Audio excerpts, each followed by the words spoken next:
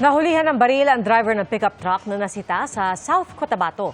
At naharang naman sa Zamboanga, Sibugay ang suspect na tumangay umano ng motorsiklo. Nakatutok si Emil Sumangil, Exclusive. Hindi nakalusot sa inilatag na police checkpoint sa Ipil, Zamboanga, Sibugay ang lalaking ito na itinuturong tumangay ng isang motorsiklo sa kalapit na bayan ng Roselier Lim. Mabuti raw at naialarma agad ang insidente kaya nabantayan agad ang pagdaan ng suspect. Ayon sa PNP Highway Patrol Group, nag-report na sa kanilang tanggapan ng may-ari ng motorsiklo na isa raw mangingisda. Tumanggi ang suspect na magbigay ng pahayag. Maharap po siya sa kaso na RA 10883 or yung tinatawag po natin New Anti-Carnapping Law.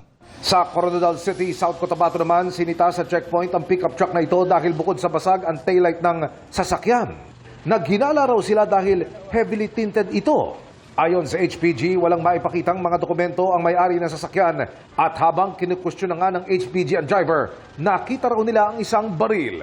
Sa left side po, malapit po sa driver seat, yung baril po ay naroon na po at doon na po napag-alaman na nung siya po ay hinold na at wala pong mapakitang kahit anumang pong papeles. Iniimbestigahan ngayon ng pulisya ang background ng suspect. Impounded din ang sasakyan ngayon. Para sa GMA Integrated News, Emil Sumangil, nakatutok, 24 oras.